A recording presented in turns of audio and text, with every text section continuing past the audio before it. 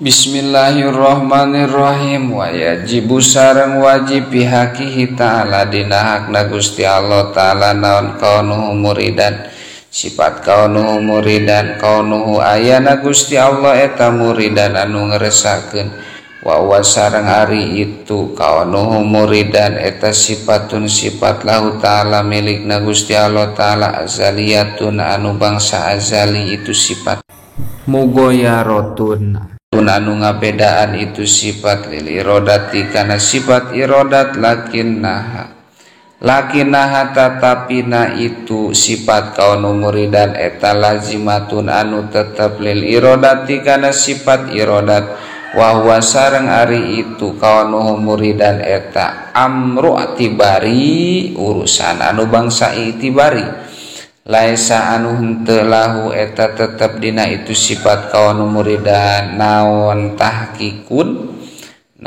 tahqiqun nyata fi khorijil idhani dina luareun pirang-pirang hate fi khorijil idhani dina luareun pirang-pirang hate balahu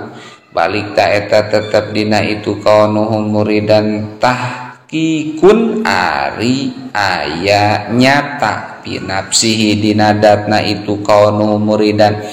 wapidih nisareng dina hate pakot ngan sakikituna wadiduhu sareng ari lalawananana itu sifat kaunu muridan eta kaunu karihan kaunuhu ayana Gusti Allah eta karihan anu kapaksa damal irodati tegesna henteu aya kersa adimal irodati tegesna henteu aya kersa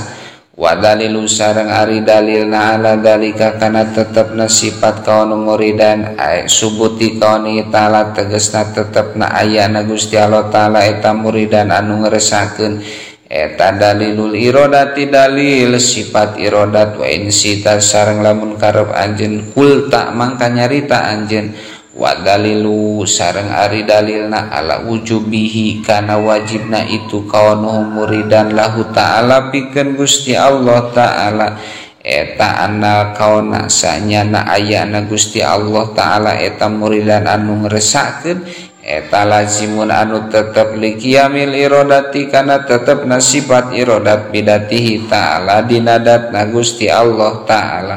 wahai suwajabat sareng dina sakira-kira wajib lahu ta'ala ka Gusti Allah ta'ala naon hadihi sifatu ieu sifat istahala mangka mustahil alaihi ka Gusti Allah ta'ala naon diduha lalawanan ieu sifat